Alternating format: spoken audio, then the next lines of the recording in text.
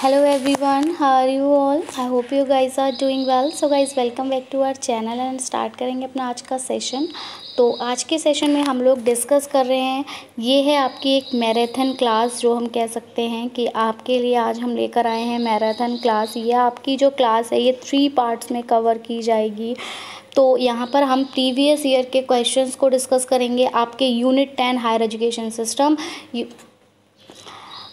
पूरी unit 10 higher education system की पूरी यूनिट का संभावित प्रश्न जो कि आपकी परीक्षा में आपसे पूछे जा सकते हैं, पूरी यूनिट का निचोड़ के साथ हम क्वेश्चंस लेकर आए हैं। तो क्वेश्चन जो सीरीज़ है वो बहुत ज़्यादा इम्पॉर्टेंट है आपके लिए। तो वीडियो को आपको विदाउट स्किप के लास्ट तक ज़रूर देखना है ताकि आपसे कोई भी इम्पॉर्टेंट क्वेश्चन यहाँ पर मिस ना हो। जितने भी क्वेश्चन हम कराएंगे होपफुली आपको वहीं से आपके एग्ज़ाम में क्वेश्चन देखने को मिलेंगे। हायर एजुकेशन सिस्टम में यहाँ से बाहर से क्वेश्चन आना पॉसिबल नहीं है। जितना पॉसिबल हो सकता था, जितने क्वेश्चंस हमारे इस यूनिट से बन सकते थे उतने क्वेश्चंस हमने लिए। प्रीवियस ईयर के क्वेश्चंस हमने यहाँ पर इंक्लूडेड किए हैं। तो बहुत इम्पॉर्टेंट सेशन है। तो वीडियो को स्टार्ट करने से पहले मैं चाहूँगी कि अगर अभी तक आपने हमारे चैनल को सब्सक्राइब नहीं किया है या फिर आप हमारे चैनल पर नए हैं तो ऐसे ही इम्पॉर्टेंट वीडियोस पाने के लिए चैनल को सब्सक्राइब कर दें और बेल आइकन को भी प्रेस कर दें ताकि जब भी हम अपनी न्यू वीडियो अपलोड करें नोटिफिकेशन सबसे पहले आप तक मिल सके, आप तक पहुँच सके।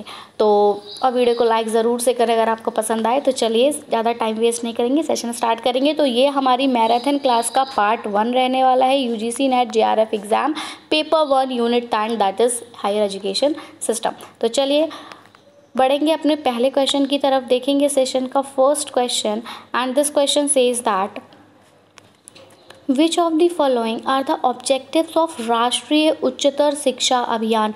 जो ये आपका राष्ट्रीय उच्चतर शिक्षा अभियान है जिसको हम रूसा के नाम से जानते हैं, मतलब इसका जो शॉर्ट फॉर्म है वो उसको रूसा बोलते हैं।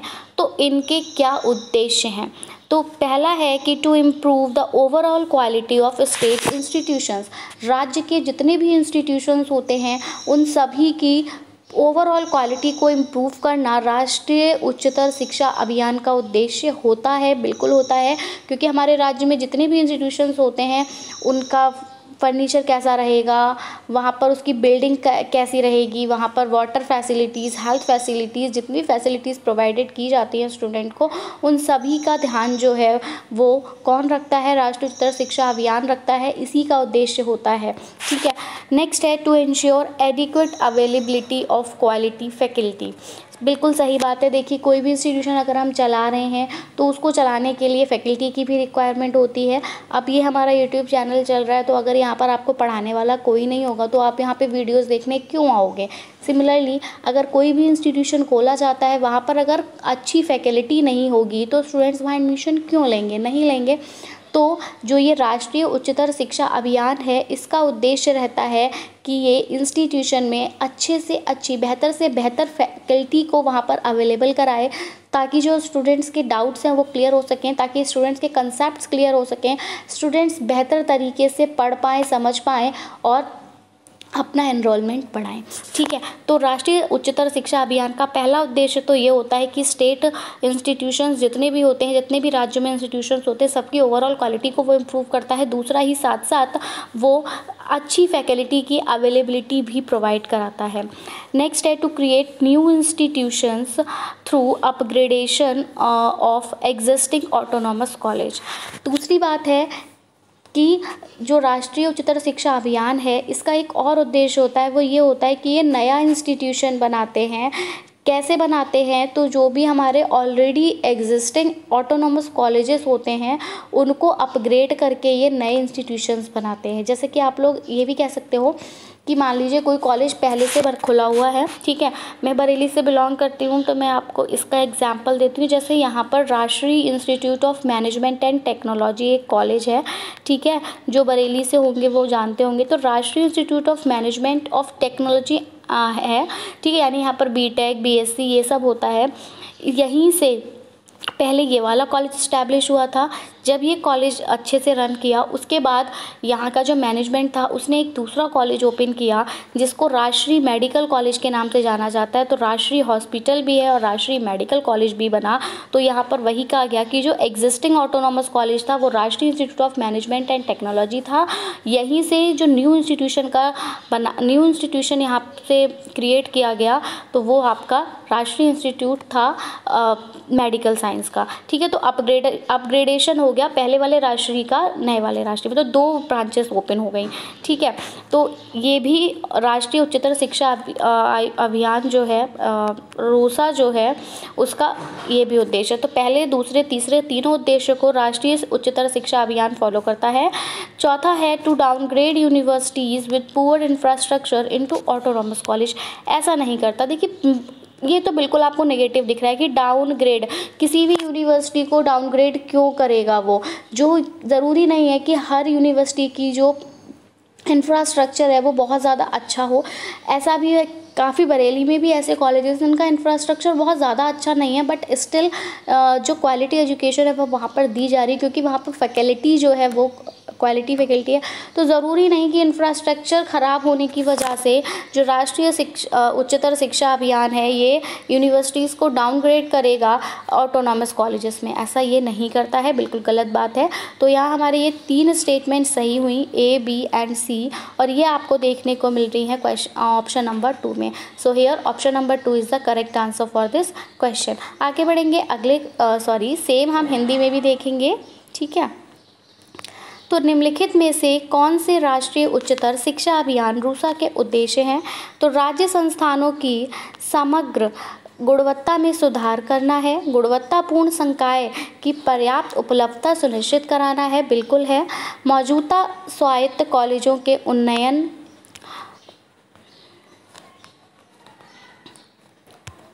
मौजूदा स्वायत्त कॉलेजों के उन्नयन के माध्यम से नए संस्थान बनाना है।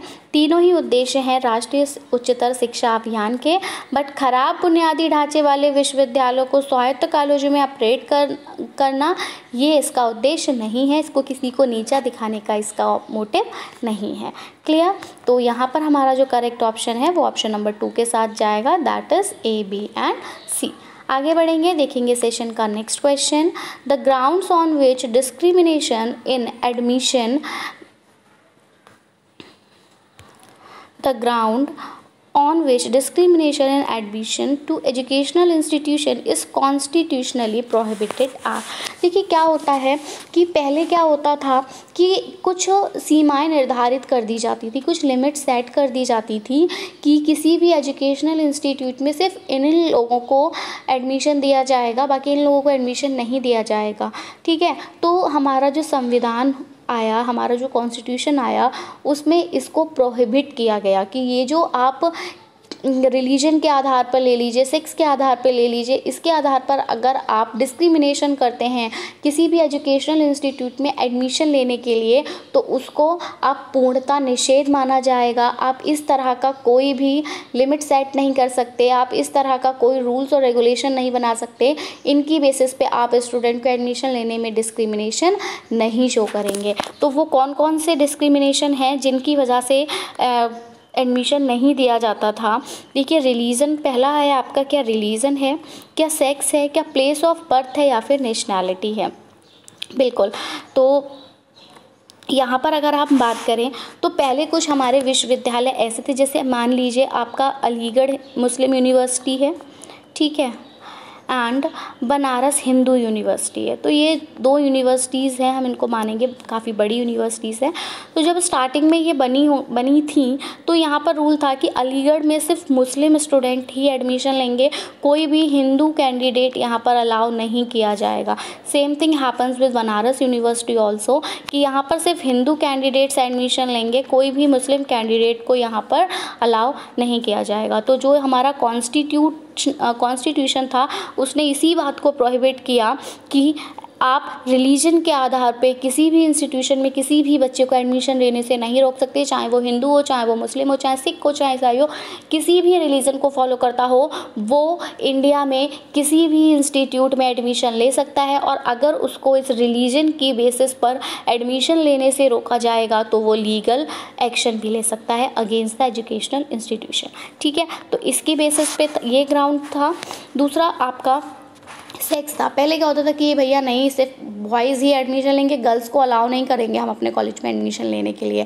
तो ये भी कॉन्स्टिट्यूशन ने प्रोहिबिट किया कि हाँ, वो बात अलग है कि कुछ कॉलेजेस आपके सेपरेट बना जैसे कि होते हैं, जैसे हमारा बरेली में है अवंती बाई, तो वहाँ सिर्फ गर्ल्स ही एडमिशन लेती है, वहाँ बॉयज़ का ऑप्शन नहीं है। लेकिन ये डिस्क्रिमिनेशन नहीं है यहाँ पर, ये इसलिए किया गया क्योंकि क्या होता है कि कहीं कहीं हम लोग को, आप सबको पता है कि हमारा जो गवर्नमेंट है या फिर हमारी जो सोसाइटी है, अब वो एक्शन ले रही है कि गर्ल्स जो एम्पावरमेंट है उसको बढ़ाया जाए, गर्ल्स जो हैं वो ज़्यादा से ज़्यादा एजुकेशन में इन्वॉल्व हो सकें। तो बस उसी को ध्यान में रखते हुए अवंती बाई कॉलेज बनाया गया था। उसका मोटिव डिस्क्रिमिनेशन नहीं था। तो पहले क्या होता था, सेक्स के आधार पर भी आपको एडमिशन नहीं मिलते थे कि फीमेल्स को एडमिशन नहीं दिया जाएगा या मेल्स को एडमिशन नहीं दिया जाएगा। तो इसको भी कॉन्स्टिट्यूशन ने प्रोहिबिट किया है। ठीक है, दूसरा प्लेस ऑफ बर्थ। पहले क्या होता था कि आप कहाँ से आपका जो बर्थ प्लेस है उसकी बेस पे एडमिशन मिलता था। ठीक है, आपकी बर्थ प्लेस की बेस पे आपको एडमिशन मिलता था, आप इसकी बेसिस पे भी आपको डिस्क्रिमिनेट किया जाता था। तो वो भी प्रोहिबिट किया गया है आपके कॉन्स्टिट्यूशन में। बाकी नेशनैलिटी वगैरह ये नहीं है, नेशनैलिटी की बेस पे नहीं कहा गया है, क्योंकि कहीं कहीं होता है कि हाँ भैया यहाँ पर अगर आप इंडिया के कैंडिडेट हैं तभी आप यहाँ एडमिशन ले सकते हैं, अदरवाइज़ नहीं, वरना आपको यहाँ की नेशनैलिटी लेनी होगी। तो ये ऐसा कुछ कॉन्स्टिट्यूशन में नहीं कहा गया कि नेशनैलिटी के बेस पे आपको एडमिशन देना है नहीं देना है। लेकिन but religion, sex and place of birth, इनके आधार पर अगर आप किसी को एडमिशन नहीं दे रहे हैं तो आपके अगेंस्ट लीगल एक्शन लिया जा सकता है। सो option number 2 is the correct answer for this question, A, B and C। Hindi में देखेंगे सेम क्वेश्चन को, वे आधार जिन पर शैक्षणिक संस्थानों में प्रवेश में भेदभाव संवैधानिक रूप से निषिद्ध है, तो वो आपके धर्म के आधार पर है, दूसरा सेक्स के आधार पर है और जन्म स्थान के आधार पर है। और ये कोड हमें देखने को मिलता है ऑप्शन नंबर 2 में, A, B and C। I hope आपको आंसर क्लियर हुआ होगा। आगे बढ़ेंगे अपने अगले क्वेश्चन की तरफ। Which of the following statements are correct about Lok Sabha. अगर हम लोकसभा की बात करें तो लोकसभा के संदर्भ में कौन सी स्टेटमेंट यहाँ पर सही है। पहली स्टेटमेंट कहती है कि the constitution puts a limit on the size of the Lok Sabha. बिल्कुल, जो हमारा संविधान है वो लोकसभा के साइज़ पर लिमिट रखता है, बिल्कुल रखता है भैया। आपको पता है कि एक डेफिनेट मेंबर्स होते हैं लोकसभा में, तो ये वाली बात ठीक है कि कॉन्स्टिट्यूशन एक लिमिट सेट करता है कि क्या जो लोकसभा है उसका साइज़ कितना होना चाहिए, उसमें कितने मेंबर्स होने चाहिए, उसको वो मेंबर्स एक्सीड ना हो, वो मेंबर्स डिक्रीज़ ना हो। नेक्स्ट है आपका the size and shape of parliamentary constituencies is determined by the election commission. नहीं, पार्लियामेंट का जो शेप और साइज होता है वो इलेक्शन कमीशन डिटरमाइन नहीं करता। ये स्टेटमेंट आपकी गलत हो जाएगी।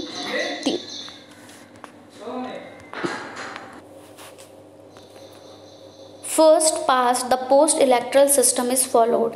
तो बिल्कुल फर्स्ट और पास्ट में पोस्ट इलेक्ट्रल सिस्टम को फॉलो किया जाता है, स्टेटमेंट सही है।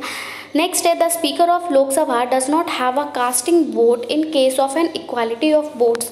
जो इक्वालिटी ऑफ वोट्स होते हैं उसमें क्या स्पीकर जो है लोकसभा का, उसके पास कास्टिंग वोट का अधिकार नहीं होता। तो ये वाली बात गलत है, उसके पास कास्टिंग वोट का अधिकार होता है। तो इसलिए हमारे सिर्फ यहाँ पर 2 स्टेटमेंट्स ही सही हैं अगर हम लोकसभा की बात करें, A एंड C, और ये हमें देखने को मिलता है ऑप्शन नंबर 1 में। सो आई होप आपको आंसर क्लियर हुआ होगा। हिंदी में देखेंगे सेम क्वेश्चन। तो लोकसभा के बारे में निम्नलिखित में से कौन सा कथन सही है आपको बताना है। तो पहला है कि संविधान लोकसभा के आकार पर एक सीमा लगाता है। बिल्कुल लगाता है, सही बात है। संसदीय निर्वाचन क्षेत्रों का आकार और आकार चुनाव आयोग द्वारा निर्धारित किया जाता है, नहीं किया जाता है। प्रथम अतीत उत्तर निर्वाचन प्रणाली का पालन किया जाता है, हाँ किया जाता है। वोट बराबर होने की स्थिति में लोकसभा अध्यक्ष के पास निर्णायक वोट नहीं होता, गलत बात है। लोकसभा अध्यक्ष के पास निर्णायक वोट होता है। ठीक है, तो ये हमें देखने को मिलेगा ऑप्शन नंबर 1 में, A एंड C। आगे बढ़ेंगे, देखेंगे सेशन का next question.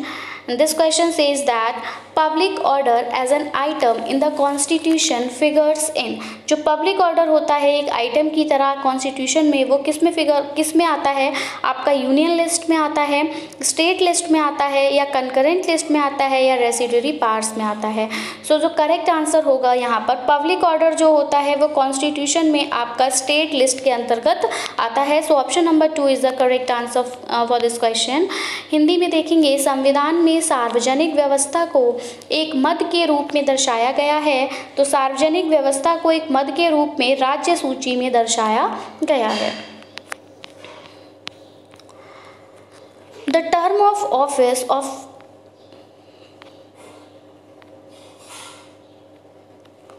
The term of office of the advocate general of a state is. यहाँ पर आपसे कार्यकाल पूछा गया है कि जो कार्यकाल होता है एडवोकेट जनरल का, वो राज्य के एडवोकेट जनरल का वो कितना होता है? क्या 4 इयर्स का होता है, क्या 5 इयर्स का होता है, 6 इयर्स का होता है, और 65 years of age whichever is earlier, या फिर आपका फिक्स नहीं है। तो ऐसी कोई term office of the advocate general of a state के लिए फिक्स नहीं की गई है। सो ऑप्शन नंबर 4 यहाँ पर करेक्ट हो जाएगा। किसी राज्य के महाधिवक्ता का कार्यकाल कितना होता है? तो ये स्थिर नहीं किया गया है, क्योंकि महाधिवक्ता के लिए कोई अभी समय सारणी निर्धारित नहीं की गई है। Which among the following states has the highest number of seats in the Lok Sabha?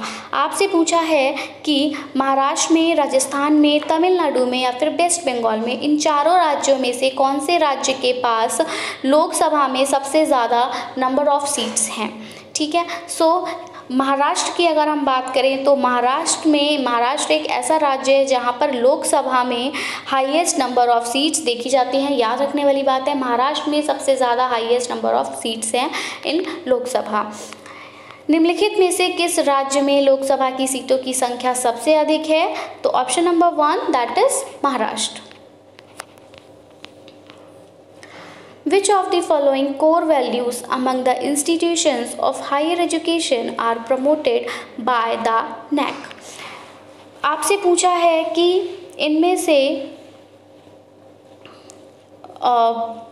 इनमें से कौन सी core values among the institution of higher education, higher education के इंस्टीट्यूशंस में इनमें से कौन सी कोर वैल्यूज़ को प्रमोट किया जाता है एंड NAC के थ्रू? ये NAC क्या है? National assessment and accreditation council है। कहीं कहीं आपसे हायर एजुकेशन सिस्टम में ये NAAC NAC की फुल फॉर्म भी पूछी जा सकती है, तो आप फुल फॉर्म भी देख लेंगे, national assessment and accreditation council. तो इसके द्वारा किन कोर वैल्यूज़ पर किसी भी इंस्टीट्यूशन को प्रमोट किया जाता है?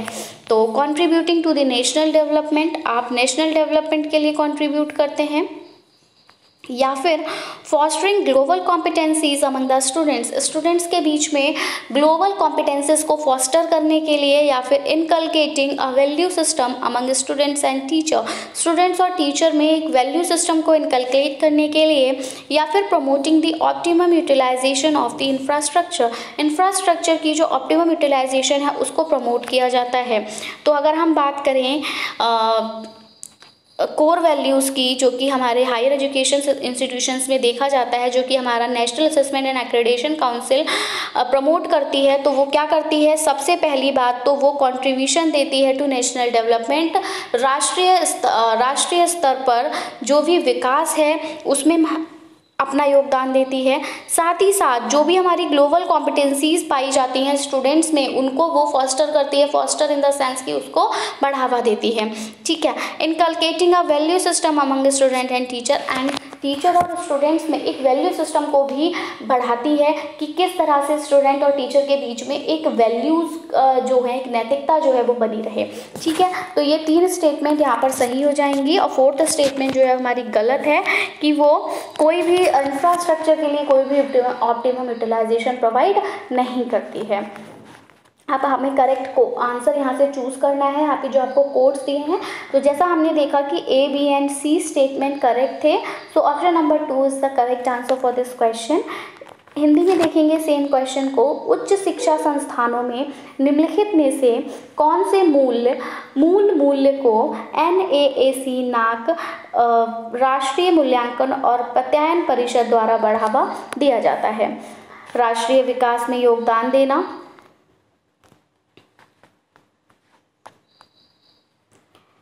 राष्ट्रीय विकास में योगदान देना, बिल्कुल सही बात। छात्रों के बीच वैश्विक दक्षताओं को बढ़ावा देना, यस। छात्रों और शिक्षकों के बीच एक मूल्य प्रणाली विकसित करना, ये भी आपका स्टेटमेंट सही हो जाएगा। एंड जो हमारा कोड होगा यहाँ से A, B एंड C हो जाएगा। क्लियर? ये इन्फॉर्मेशन आप कलेक्ट करते रहिए, चाहे कहीं नोट करते रहिए, क्योंकि क्वेश्चन आपको एज इट इज नहीं मिलेगा, बट मॉडिफाई करके मिलेगा, बट मिलेगा कहीं ना कहीं आपको यहीं से। तो बहुत ज़्यादा इंपॉर्टेंट सेशन है, वीडियो को विदाउट स्किप किए लास्ट तक ज़रूर देखते रहें। नेक्स्ट क्वेश्चन आपका क्वेश्चन नंबर 8 है, and this question says that the best way for providing value education is through. जो बेहतर तरीका है वैल्यू एजुकेशन को प्रोवाइड करने का, वो किसके ज़रिए होता है? आप स्क्रिप्चुअल टेक्स्ट पर अगर डिस्कशन करते हैं तब होता है, आप लेक्चर्स देते हैं, या फिर आप डिस्कोर्सेस करते हैं वैल्यूज़। तो देखिए, मैं आपको पहले ही बता चुकी हूँ कि लेक्चर जो है वो हमारा इतना ज़्यादा अच्छा मेथड नहीं माना जाता है टीचिंग लर्निंग प्रोसेस का, इसलिए ये ऑप्शन गलत हो जाएगा। दूसरा, हम सिर्फ स्क्रिप्चुअल टेक्स्ट पर अगर डिस्कशन करते रहेंगे तो इससे वैल्यू एजुकेशन जो है वो प्रोवाइड नहीं की जा सकती है, ना ही लेक्चर्स के थ्रू हम वैल्यू एजुकेशन प्रोवाइड कर सकते हैं। सेमिनार्स एंड सिंपोजिया ऑन वैल्यूज़, अगर हम सेमिनार्स कंडक्ट कर दें वैल्यूज़ पे, हम सिंपोजिया कंडक्ट कर दें वैल्यूज़ पे, तब भी हम वैल्यूज़ को इनकैलकुलेट नहीं कर सकते हैं। वैल्यू एजुकेशन को बढ़ावा देने के लिए या वैल्यू एजुकेशन को प्रोवाइड करने के लिए हमें मेंटरिंग करनी होगी, मेंटोर बनना होगा, ठीक है। सामने वाले स्टूडेंट्स को हमें मोटिवेट करना होगा, हमें उसको वैल्यूज़ की इम्पोर्टेंस बतानी होगी, उसको वैल्यूज़ की इम्पोर्टेंस शो करनी होगी, ठीक है। और हमें कुछ रिफ्लेक्टिव सेशंस करने होंगे वैल्यूज़ पे, कि जो ये जैसे वैल्यूज़ है कि ऑनेस्टी है, इसका प्रभाव कैसे पड़ रहा है। स्टोरीज़ के थ्रू हम उनको समझा सकते हैं, ठीक है। हम कोई भी लाइव एग्जांपल्स ले सकते हैं, हम कोई केस स्टडी दिखा सकते हैं कि ऐसा ऐसा हुआ था, इन्होंने ऑनेस्टी को फॉलो किया था। अब इस तरह से काफ़ी सारे हमारे पास ऑप्शंस रहेंगे। तो हमें रिफ्लेक्टिव सेशंस देना होगा वैल्यूज़ पे, और मेंटरिंग करनी होगी, यानी मेंटोर बनना होगा। हिंदी में देखेंगे, मूल्यपरक शिक्षा प्रदान करने का सबसे अच्छा तरीका है तो शास्त्रीय ग्रंथों पर चर्चा करना। शास्त्रीय ग्रंथों पर चर्चा करने से किसी में वैल्यूज़ नहीं आएंगी, मूल्यों पर व्याख्यान प्रवचन देने से भी नहीं आएंगी, मूल्यों पर सेमिनार और संगोष्ठी करने से भी नहीं आएंगी, बल्कि मूल्यों पर सलाह देने से आएंगी। और एक रिफ्लेक्टिव यानी कि चिंतनशील सेशन अगर आप कंडक्ट कराएंगे तब आएगी, जब स्टूडेंट खुद से सोचेगा कि हाँ, इस वैल्यू की इंपॉर्टेंस क्या है। Question number 9 of the session says that the National Judicial Appointments Commission NJAC, याद रखिएगा ये फुल फॉर्म्स भी पूछी जा सकती हैं सेपरेटली।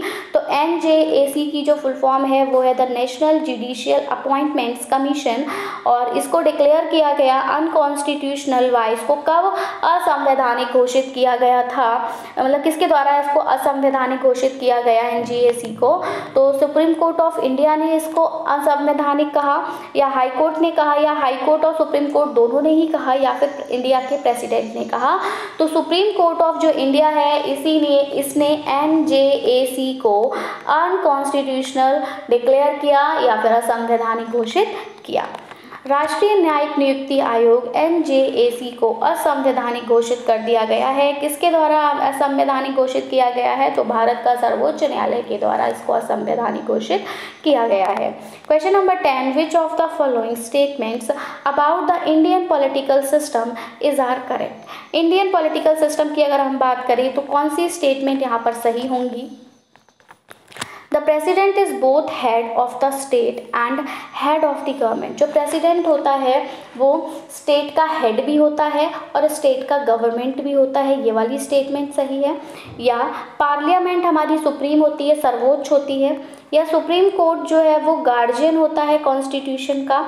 या फिर directive principles of state policy are justiciable, या फिर जो डायरेक्टिव प्रिंसिपल्स होते हैं स्टेट पॉलिसी के वो जस्टिसेबल है। तो देखिए, सबसे पहली बात, जो प्रेसिडेंट होता है, ठीक है, वो हम उसको हेड ऑफ द स्टेट नहीं कहते। हेड ऑफ द स्टेट किसको कहा जाता है? तो हेड ऑफ द स्टेट कहा जाता है गवर्नर को, राज्यपाल को। और यहाँ पर जब प्रेसिडेंट को हेड ऑफ द स्टेट कहा जा रहा है तो हम इसको गलत ले लेंगे। और हेड ऑफ द गवर्नमेंट जो होता है आपका वो प्राइम मिनिस्टर होता है, प्रेसिडेंट नहीं होता, इसलिए गलत हो जाएगा। पार्लियामेंट सुप्रीम, पार्लियामेंट ही सर्वोच्च है, ऐसा नहीं है, ठीक है। The supreme court is a guardian of constitution. बिल्कुल, हमारा जो संविधान है उसका जो गार्जियन है वो सुप्रीम कोर्ट है। ये वाली स्टेटमेंट यहाँ पर सही है। So it is here in option number 4 only C. भारतीय राजनीतिक व्यवस्था के बारे में निम्नलिखित में से कौन सा कथन सही है? तो राष्ट्रपति राज्य का प्रमुख और सरकार का प्रमुख दोनों होता है, नहीं होता। संसद सर्वोच्च नहीं होती। सर्वोच्च न्यायालय संविधान का संरक्षक है, बिल्कुल है। और राज्य के नीति निर्देशक सिद्धांत न्याय संगत हैं, ये वाली स्टेटमेंट गलत है। हमारा ऑप्शन होगा ओनली सी। बढ़ेंगे अगले क्वेश्चन की तरफ। Which of the following are the fundamental duties. हमारे कुछ फंडामेंटल ड्यूटीज़ हैं, जैसे कि हमारे कुछ फंडामेंटल राइट्स हैं। हम लोग फंडामेंटल राइट्स के लिए तो लड़ जाते हैं, बट फंडामेंटल ड्यूटीज़ को इग्नोर कर देते हैं। जबकि अगर हम फंडामेंटल राइट्स के लिए लड़ रहे हैं तो हमें फंडामेंटल ड्यूटीज़ को भी फॉलो करना होगा। तो यहाँ पर आपसे पूछा है कि आपकी फंडामेंटल ड्यूटीज़ क्या क्या है। To respect the national flag, आपको अपने नेशनल फ्लैग की नेशनल फ्लैग का सम्मान करना चाहिए, बिल्कुल करना चाहिए भैया। हमारा राष्ट्रीय ध्वज ही तो हमारी पहचान है, हमारा जो इंडिया का तिरंगा है वही तो हमारी पहचान है। तो बिल्कुल हमें अपने नेशनल फ्लैग को रेस्पेक्ट करना चाहिए। To protect and improve the natural environment, जो भी हमारा नेचुरल एनवायरनमेंट है हमें उसको प्रोटेक्ट करना चाहिए और उसको बेहतर बनाने में हमें अपना योगदान देना चाहिए, ठीक है। जैसे कि आपका कहीं भी टैप खुला तो आप निकल जाते हो, अरे मेरा क्या जा रहा है, मेरे घर का थोड़ी है। नहीं, आप अगर एक अच्छे नागरिक हैं, गुड सिटीजन है, तो आपको वो टैप ऑफ करना होता है, ठीक है। तो आपको अपने एनवायरनमेंट को भी प्रोटेक्ट करना है और उसको इम्प्रूव करना है। For a parent to provide opportunities for education to his her child, अगर आप एक पेरेंट्स हैं तो आपकी फोरमोस्ट ड्यूटी बनती है कि आपको अपने बच्चे को क्वालिटी एजुकेशन देनी है, आपको अपने बच्चे को पूर्ण शिक्षा देनी है, यानी बेसिक नॉलेज आपके बच्चे में होनी चाहिए। आपको उसको स्कूल भेजना है इंस्टीड ऑफ डूइंग वर्क, कोई भी उससे लेबर वर्क कराने की जगह आपको उसको स्कूल में वर्क कराना है एज अ पेरेंट, ये आपकी फंडामेंटल ड्यूटी है। तो ये तीनों ही आपकी ड्यूटीज़ हैं। To protect monuments and places of national importance, जो भी मॉन्यूमेंट्स होते हैं या फिर जो प्लेसेस हैं हमारी नेशनल इम्पोर्टेंस की, उनको प्रोटेक्ट करने का आपकी कोई fundamental duty as such mention नहीं की गई है। वैसे ये भी कोई गलत बात नहीं है, आपके जो मॉन्यूमेंट्स हैं आप उनको प्रोटेक्ट करिए, जो भी नेशनल इंपॉर्टेंस की जगह है आप उनको प्रोटेक्ट करिए, बट ये आपकी फंडामेंटल ड्यूटीज़ में नहीं आता। आपकी फंडामेंटल ड्यूटीज़ में सिर्फ आपका नेशनल फ्लैग को रेस्पेक्ट करना आता है, आपके नेचुरल एनवायरनमेंट को प्रोटेक्ट और इम्प्रूव करना, और आपके बच्चे को क्वालिटी एजुकेशन देना आता है। So A, B and C is the correct answer for this question. निम्नलिखित में से कौन से मौलिक कर्तव्य हैं? तो राष्ट्रीय ध्वज का सम्मान करना हमारा मौलिक कर्तव्य है। प्राकृतिक पर्यावरण की रक्षा और उसमें सुधार करना मौलिक कर्तव्य है। माता पिता के लिए अपने बच्चों को शिक्षा के अवसर प्रदान करना एक मौलिक कर्तव्य है, जबकि राष्ट्रीय महत्व के स्मारकों और स्थानों की रक्षा करना हमारे मौलिक कर्तव्य के अंतर्गत नहीं आता। और इसके लिए हमारा जो करेक्ट कोड हो जाएगा that is ABC। Okay, next move towards our next question, and this question says that which of the following statements are correct in respect of NITI Aayog. अगर हम नीति आयोग की बात करें तो नीति आयोग के संदर्भ में कौन सी स्टेटमेंट इनमें से सही होगी? नीति आयोग एक कॉन्स्टिट्यूशनल बॉडी है, एक संवैधानिक ढांचा है, या it is a statutory body, ये एक स्टैट्यूटरी बॉडी है। तो देखिए, नीति आयोग ना ही तो कोई कॉन्स्टिट्यूशनल बॉडी है, ना ही ये स्टैट्यूटरी बॉडी है। It is neither a constitutional body nor a statutory body, बिल्कुल सही है, ना ही कॉन्स्टिट्यूशनल बॉडी है ना ही स्टैट्यूटरी बॉडी है। It is a think tank, बिल्कुल ये थिंक टैंक है। थिंक टैंक का मतलब यहाँ पे विचार किया जाता है, तो ये थिंक टैंक है, ना ही ये स्टैट्यूटरी बॉडी है, ना ही ये कॉन्स्टिट्यूशनल बॉडी है। सो करेक्ट ऑप्शन जो होगा हमारा यहाँ पे ऑप्शन नंबर 3 के साथ जाएगा, C एंड D। हिंदी में देखेंगे सेम क्वेश्चन। नीति आयोग के संबंध में निम्नलिखित में से कौन सा कथन सही है? कौन सा कथन सही है? यह संवैधानिक निकाय है, नहीं एक संवैधानिक निकाय नहीं है। यह एक वैधानिक निकाय है, नहीं ये एक वैधानिक निकाय भी नहीं है। यह ना तो संवैधानिक निकाय है और ना ही वैधानिक निकाय है। बिल्कुल, ये ना ही तो संवैधानिक है ना ही वैधानिक है, ये एक थिंक टैंक है। तो सी एंड डी जो है वो हमारा यहाँ पर करेक्ट हो जाएगा। आगे बढ़ेंगे अगले क्वेश्चन की तरफ। Which of the following are the demerits of globalization of higher education. हमारी हायर एजुकेशन का जो वैश्वीकरण हो रहा है, जो ग्लोबलाइजेशन हो रहा है, उसके क्या नुकसान है। भैया फायदे तो हैं, बट कोई भी चीज़ हुई उसका फ़ायदा होता है तो नुकसान भी होता है। तो फ़ायदे के साथ साथ नुकसान क्या क्या हैं। तो एक्सपोजर हो रहा है आपका ग्लोबल करिकुलम का, तो ये कोई नुकसान नहीं है, ठीक है, अच्छी बात है एक्सपोजर होना ग्लोबल करिकुलम का। Promotion of elitism in education, बिल्कुल एजुकेशन में एलिटिज्म को प्रमोट किया जा रहा है ग्लोबलाइजेशन के थ्रू, जो कि एक नेगेटिव इम्पैक्ट थ्रू करता है, इसलिए ये हमारा ऑप्शन गलत है, इसीलिए ये ऑप्शन सही हो जाएगा। हमें इसको डिमेरिट में बताना है।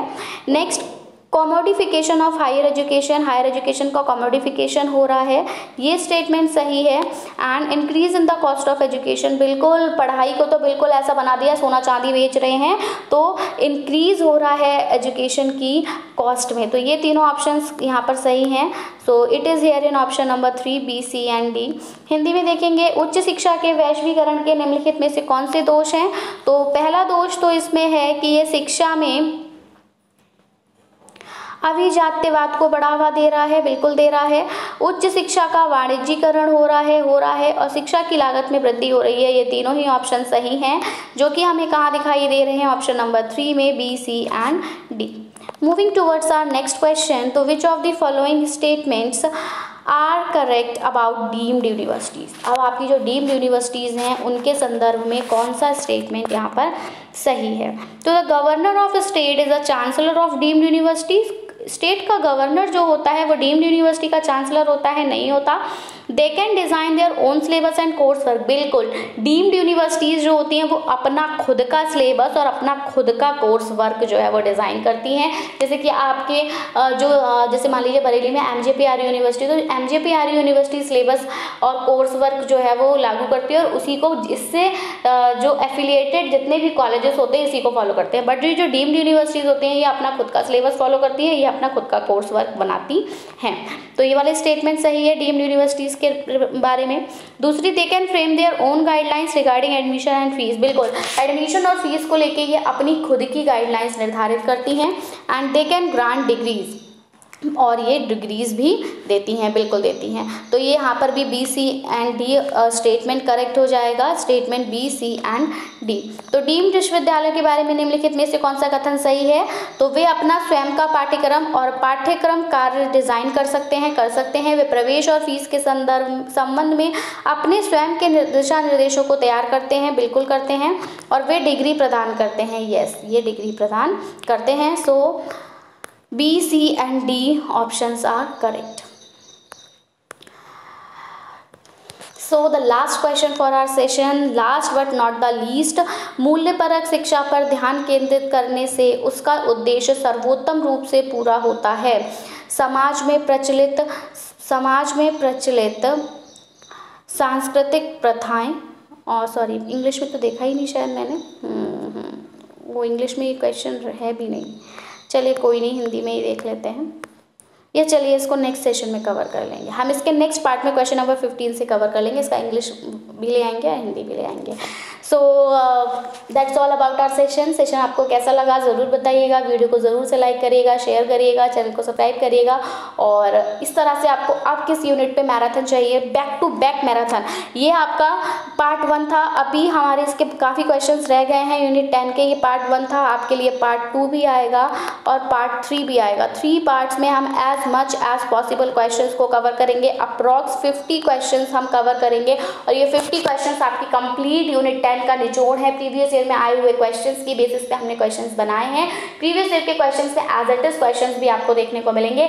तो बहुत इंपॉर्टेंट, बहुत ज़्यादा वैल्यूएबल सेशन है, वीडियो को ज़रूर से ज़रूर शेयर करें। सो that's it from my side. Video पसंद आया हो तो प्लीज़ कमेंट सेक्शन में ज़रूर बताएं, बाकी आपको और किस यूनिट पे चाहिए वो भी हमें ज़रूर बताएं। So that's it from my side, मिलेंगे अपनी नई वीडियो के साथ। Till then take care and bye bye. So thanks for watching, thanks, have a nice day.